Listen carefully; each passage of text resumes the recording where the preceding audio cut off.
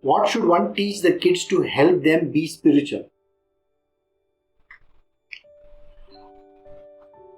Now, kids and spirituality. How do these two match? See, remember one thing, the kids are going to school, they have a certain amount of exposure to the world.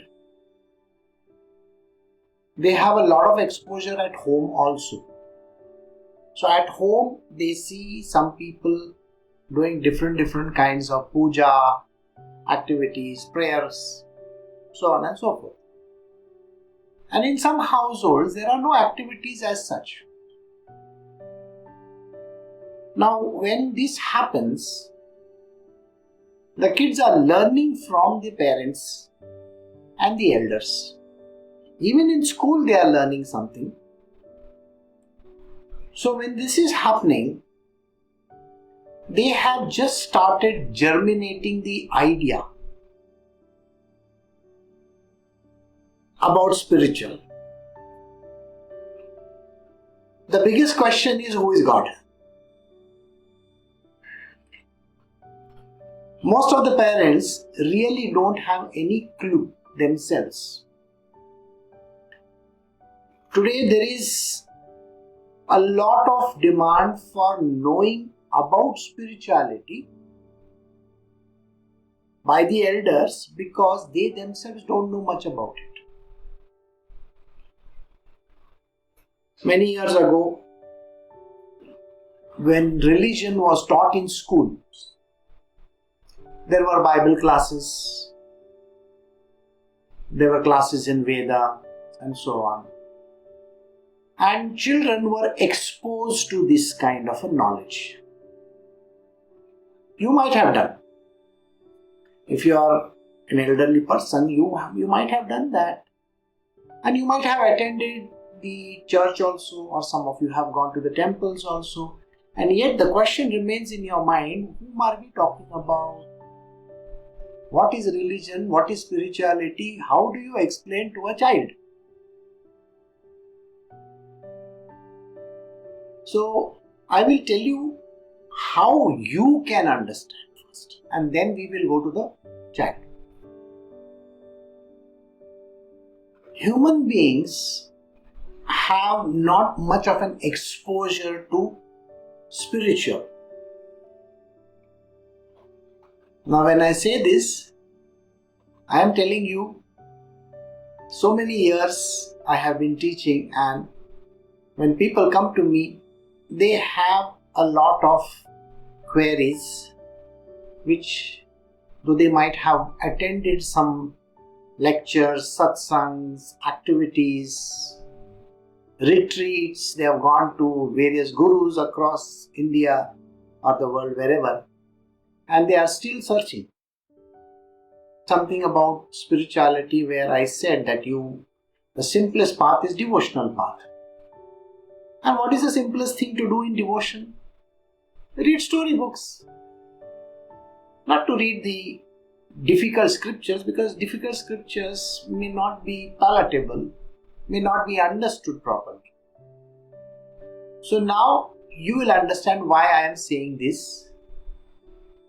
The human mind cannot grasp very serious philosophical thoughts and discussions immediately. They cannot. So you have to taper it down. You have to make it kind of a soluble, thing so that the mind can understand. So how do you teach? Even the elders, they can be taught only through stories. And most of these are stories. The stories are very simple. They may have some kind of a miraculous kind of a statement in that, where somebody does some kind of a miracle, but still it is a story. And a story is easy to grasp. If the story is easy to grasp and understand, then the same thing is applicable for the children as well. The children can be taught in a story form.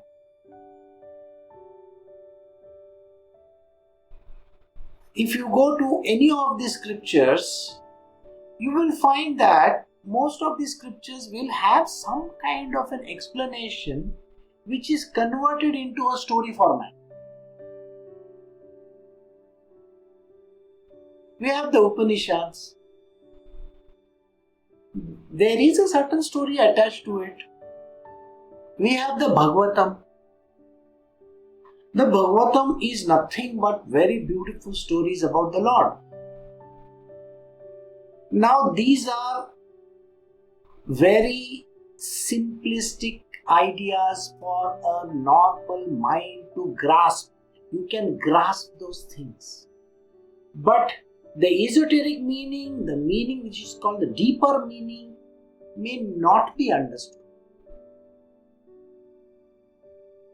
When a person wants to go and delve deeper into it, it is not possible to understand without the help of a guide.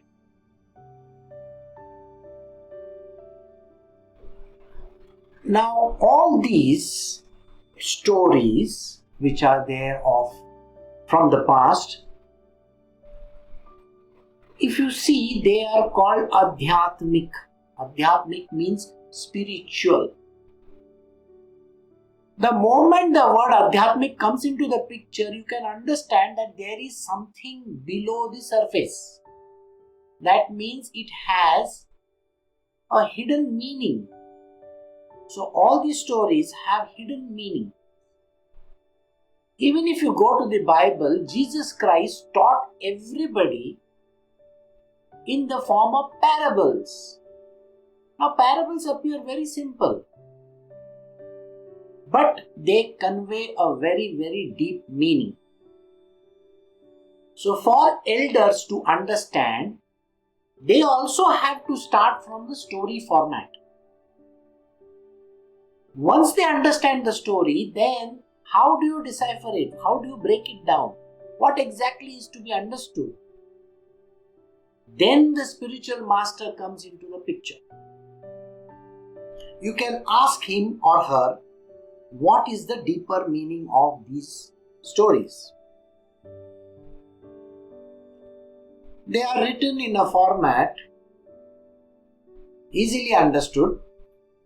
Just take the case where a very difficult question may be asked by a child. Maybe a 6 or 7-year-old child is asking a question to his parents, where did I come from? Now, you are the parent. Do you really think you want to explain to the child how the process happens or what exactly transpires? I am sure you are not going to tell them the details. So how do you teach the children? So we tell them in a story format.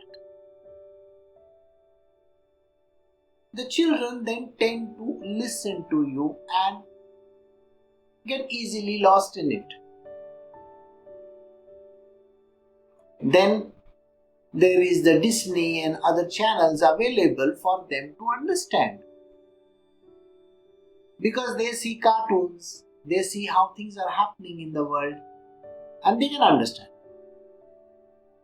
So how do the children get exposed to spiritual? Start them with the stories. Recently I saw children wearing beads. Very small, very young children. And they were doing the job. By the way, they really don't understand what you are telling, what you are teaching them. And there are certain people in this world who are going to push it down their throat. Do this, do this, do this. Don't force children into all these things. If the child is interested in knowing, give him a story. There are lots of storybooks available outside.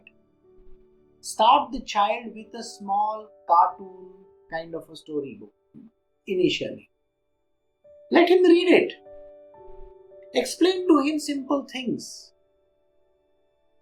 Today, there is a plethora of these kind of literature available for kids. Please explain to them that. Do not start them off on some religious activities because it is going to be detrimental. They may ask you questions and you yourself will not be in a position to answer. So you don't put yourself into a trap. Because the child may ask you a question, why are you doing this fasting? What is this Ekadashi? Do you know? Most of the people don't even know why they are doing it. They do certain prayers. They do the names of gods. They will do the suktams because somebody has taught them, okay, you are also supposed to do. And they don't even know a word about it. Many years ago, one person came to me, a bhakt of Sai Baba, and I said, have you read the Sai Satcharit? So immediate answer was yes. I am a bhakt of Sai Baba. I believe in Sai Baba of Shirdi. I have read it. I said, do you think it is so simple that you can understand?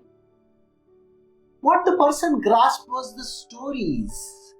Sai Baba's stories are too many. Just like Ramakrishna Paramahansa's, too many stories are there. But then I said, it is not a story book. It is a scripture. And please understand it. It's like a gospel, So read it, but you may not understand. So then I had to give an entire satsang, a series of satsangs on the Sai Satcharit. Some people who do the Gospel of Sri Ramakrishna also. It appears like a very simple storybook, but it is not. Let me assure you.